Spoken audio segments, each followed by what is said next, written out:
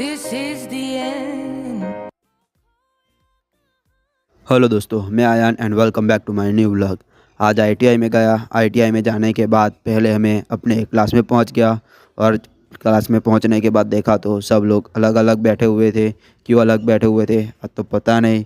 फिर दोस्त के क्लास में गया। वहां जाने के बाद दोस्त का टिफ़िन लिया और फिर हम खाना खाने चले गए।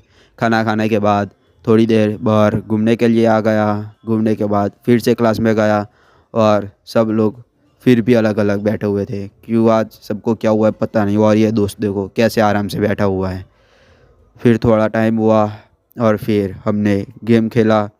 गेम खेलने के बाद हमने जैसे ही पीछे देखा तो पता नहीं क्यों ये बंदा उसको मार रहा था। ये देखो किस तरह से टॉर्चर और कर रहा है और मार रहा है।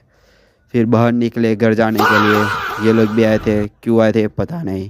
फिर आज घर चले गए हम। आज के ब्लॉग में इतना ही, मिलते हैं नेक्स्ट ब्लॉग में।